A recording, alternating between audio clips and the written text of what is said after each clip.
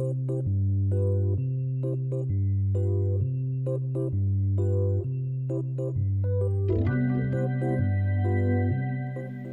특강 917. 여러분이 궁금한, 우리가 듣고 싶은 이야기들을 만날 수 있는 시간, 수요 특강 917입니다. 오늘은 대전광역시 기독교연합회장 오정무 목사님의 사순절 메시지를 전해드립니다.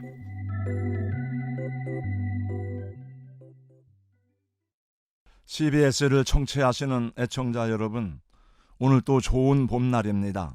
하나님의 사랑 안에서 감사하며 평안한 하루를 보내시기 바랍니다. 지금 우리는 교회 절기로 사순절을 지나고 있습니다. 사순절에는 특별히 예수 그리스도의 십자가와 고난을 묵상하는 절기인데, 오늘은 예수님의 십자가 승리에 대하여 함께 말씀을 나누겠습니다. 우리 기독교의 가장 핵심적인 메시지는 예수 그리스도의 십자가와 부활이지요. 본래 십자가는 기독교의 심볼, 상징이었습니다. 그러나 오늘날 십자가는 기독교에서만 사용하는 것이 아니라 전 세계가 보편적으로 사용하는 마크가 되었습니다. 병원을 표시하는 마크가 십자가입니다. 약국을 표시할 때도 십자가라는 마크를 사용합니다. 작업장이나 위험한 장소에서 안전을 상징하는 마크도 십자가인 것을 볼 수 있습니다. 세계의 많은 나라의 국기에도 이 십자가가 새겨져 있는 것을 볼 수가 있습니다. 노르웨이, 스웨덴, 핀란드, 덴마크, 영국, 스위스, 아이슬란드 등 많은 나라의 국기에 십자가가 새겨져 있습니다. 또 십자가 목걸이를 하고 다니는 분들이 많음을 보게 됩니다. 십자가가 하나의 기호품, 장식품으로 사용되고 있는 것을 봅니다. 십자가의 종류도 수십 가지이죠. 그리스형, 라틴형, 켈트형 여러 가지의 십자가 종류가 있습니다. 그러나 아무리 많은 십자가를 걸어놓고 그려놓고 사용한다 하여도 그 십자가의 본질과 의미를 모르면 소용이 없습니다. 십자가는 무엇입니까? 십자가의 본질은 저주입니다. 수치와 멸시와 죽음입니다. 고대 아시리아 사람들이 이 십자가를 사용했고 페니키아 사람들도 사용했습니다. 카르타고 사람들도 십자가형을 시행했고 문명인이라 자처하는 로마 사람들도 이 처형 방식을 채택하게 되었습니다. 간단하게 말하면 이 십자가는 죄수들을 처형하는 형틀이었습니다. 어떻게 하면 더 고통스럽고 수치스럽게 죽게 할 수 있을까? 어떻게 하면 사람들로 하여금 이 십자가의 두려움을 깨닫게 하므로 반역을 하지 못하게 할까 하는 목적으로 고안되고 발전되어 것이 바로 이 십자가 사용법입니다. 이 십자가가 얼마나 잔인하고 비인간적이었는지 로마의 역사가 키케로는 말하기를, 이제 로마 제국 내에서 이 십자가는 영원히 눈에 보이거나 들려서도 아니 된다고 말했습니다. 십자가는 그 당시 사람들에게 그만큼 무섭고 두려우며 저주스러운 것이었습니다. 그런데 이상하게도 성경은 이 십자가를 복음의 핵심으로 선포하고 있습니다. 이 십자가를 기쁜 소식이라고 전하고 있습니다. 고린도전서 1장 22절 23절 말씀해 보니, 유대인은 표적을 구하고 헬라인은 지혜를 찾으나 우리는 십자가에 못 박힌 그도를 전한다고 말씀합니다. 바울 사도는 더 나아가서 내게는 우리 주 예수 그리스도의 십자가 외에는 결코 자랑할 것이 없다고 말합니다. 왜 그럴까요? 인간을 가장 잔인하게 죽이고 더없이 수치스러우며 저주스럽게 했던 십자가가 어째서 기쁜 소식이 되고 어떻게 우리의 자랑이 될 수가 있단 말입니까? 그것은 하나님의 아들 예수 그리스도께서 모든 인류가 짊어진 저주를 온몸으로 대신 지시고 하늘과 땅 사이에 십자가에 달리심으로 하나님 앞에 화목제물이 되어 죄인을 구원하셨기 때문입니다. 그러므로 이제 더 이상 인류에게 저주의 십자가는 존재하지 않습니다. 수치와 멸시와 심판의 십자가는 영원히 사라졌습니다. 예수 그리스도께서 나무에 달려 죽으심으로 모든 저주를 대신 담당하셨기 때문입니다. 그래서 성경은 이렇게 선언하고 있습니다. 십자가의 도가 멸망하는 자들에게는 미련한 것이요 구원을 얻는 우리에게는 하나님의 능력이 됨이라. 할렐루야. 예수님이 지신 십자가는 무엇인가요? 죄인을 구원하는 하나님의 능력이요 하나님의 지혜였던 것입니다. 복음의 핵심은 십자가에 못 박히고 부활하신 예수 그리스도십니다. 십자가 없는 복음, 십자가 없는 부활은 있을 수가 없습니다. 우리는 예수께서 십자가 위에서 이루신 그 위대한 승리를 알지 못하면 복음의 감격, 복음의 능력, 복음의 기쁨을 누리고 체험할 수가 없습니다. 예수께서 십자가 위에서 이루신 은혜와 승리는 무엇인가요? 예수 십자가는 죄와 사망에 대한 승리입니다. 율법과 정죄에 대한 승리입니다. 마귀 사탄에 대한 주님의 승리입니다. 또 하나 오늘 중요한 십자가의 승리를 함께 나누고자 합니다. 그것은 바로 미움과 증오, 불의와 거짓, 비진리에 대한 우리 주님 예수 그리스도의 승리입니다. 오늘날 사람들을 보세요. 얼마나 악한지 모릅니다. 같은 동료 학생들을 집단으로 폭행하고 감금하는 일들이 발생하고 있습니다. 자기가 낳은 아기를 죽기까지 때리고 목졸라 살해하고 하는 이런 짐승세계에서도 존재하지 않는 일들이 일어나고 있습니다.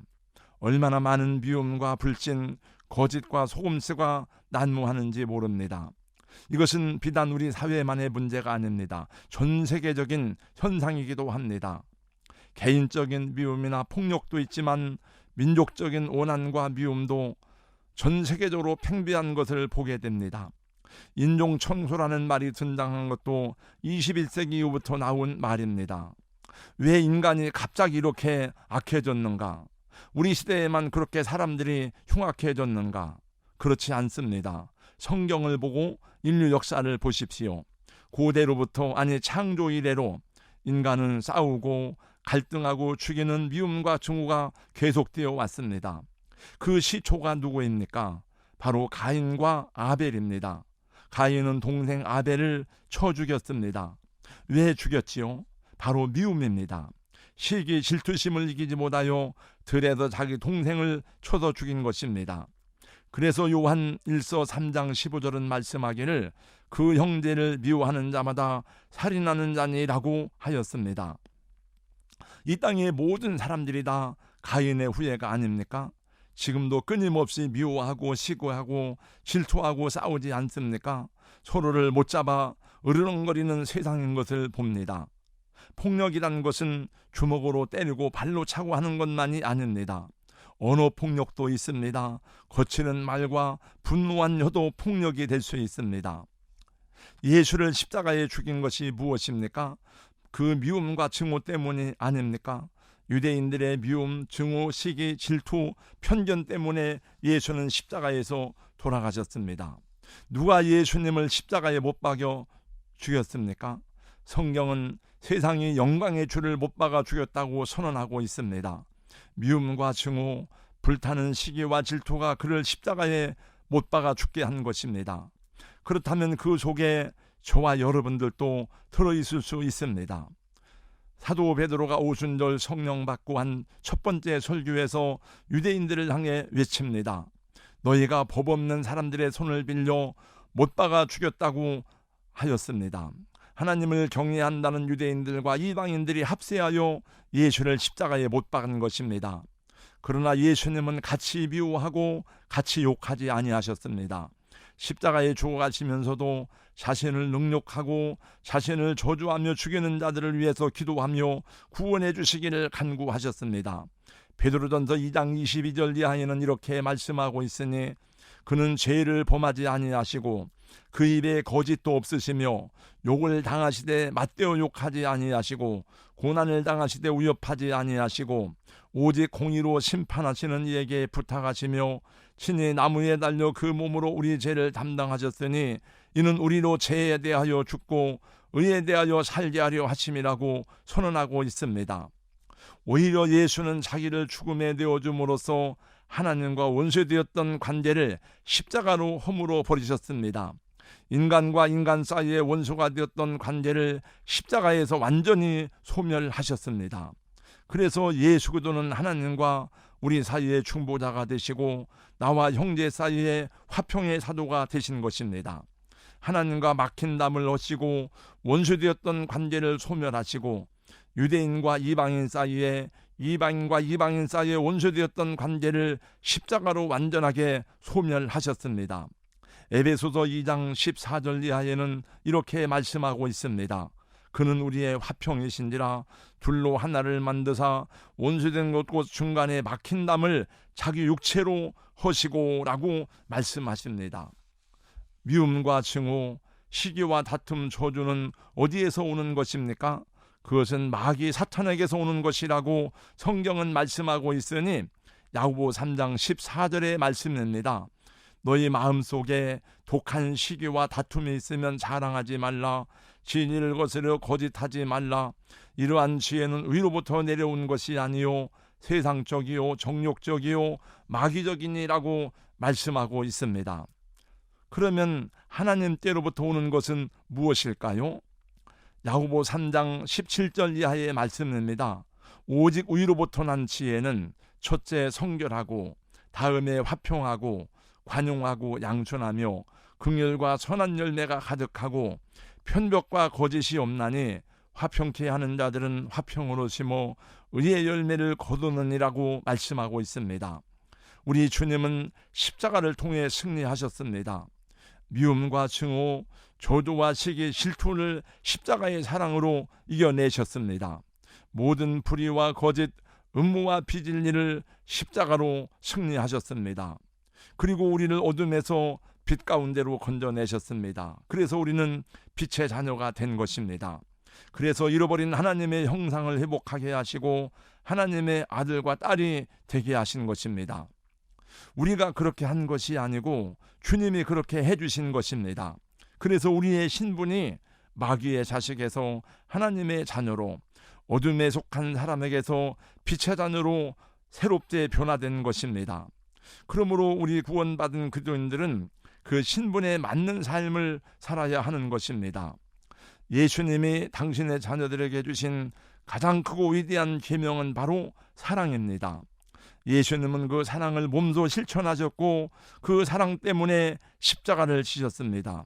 예수를 십자가에 달리도록 한 것은 그 못이 아니라 사랑 때문이었다는 말씀을 들은 적이 있습니다. 사랑하는 애청자 여러분, 저와 여러분이 진정으로 구원받은 예수의 제자라면 우리도 빛의 자녀로 이 사랑을 나타내고 이 십자가의 사랑으로 미움과 증오를 이기고 승리할 수 있는 것입니다. 여러분을 힘들고 고통스럽게 하는 사람이 있을지라도 미워하지 마세요. 증오하지 마시기 바랍니다. 우리가 주님을 사랑하고 구원받은 자녀가 되었어도 잠시 누군가를 미워할 수는 있지만은, 잠시 분을 품고 화를 낼 수는 있지만, 그러나 그 미움이, 그 분노가 우리 마음을 지배하고 주장할 수 없는 까닭은 우리는 하나님의 사람이기 때문입니다. 우리는 빛 가운데 걸어가는 사람이기 때문인 것입니다. 또 요한일서 4장 20절은 이렇게 말씀합니다. 누구든지 하나님을 사랑하노라 하고 그 형제를 미워하면 이는 거짓말하는 자니 보는 바 형제를 사랑하지 아니하는 자는 보지 못하는 바 하나님을 사랑할 수 없느니라. 그러므로 사랑하는 애청자 여러분, 우리 안에 미움이 자리 잡을 수 없는 것은 십자가로 승리하신 주님이 우리 안에 계시기 때문입니다. 우리 안에 거짓과 불의와 속임수가 함께하지 못하는 것은 우리가 빛 가운데 거하는 사람이기 때문인 것입니다. 그러므로 주여 주여 하면서도 거짓말하고 속이고 진리 안에 살지 않는 사람은 거짓 선지자인 것입니다.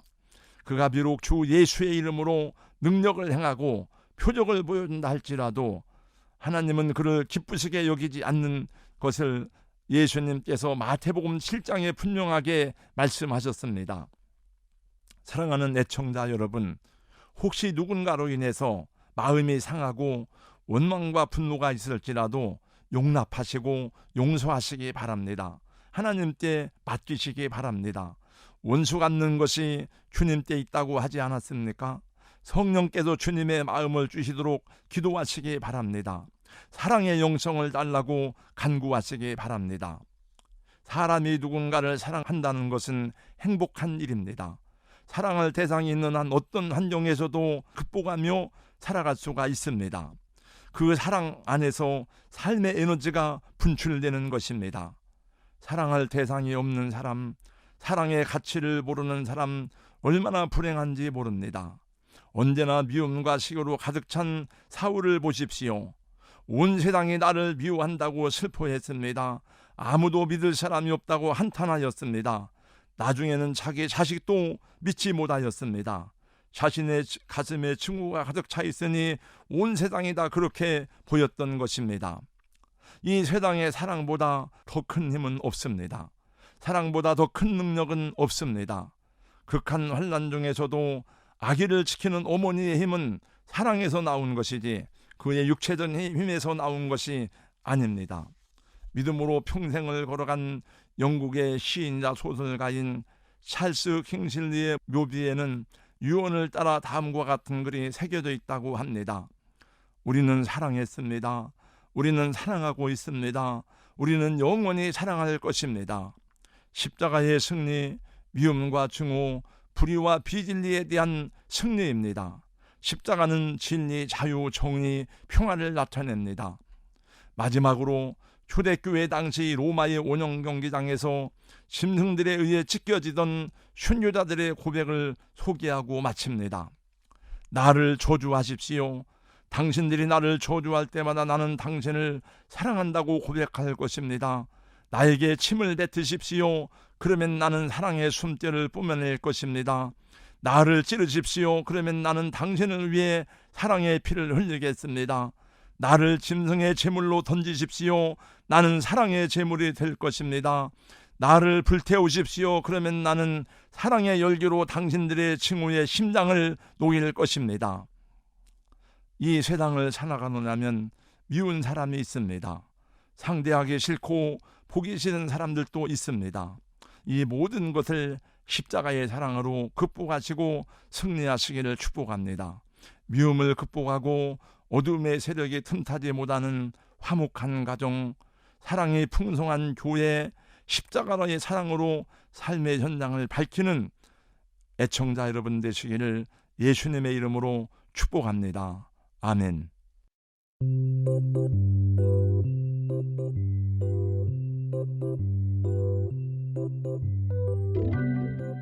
수요 특강 9.17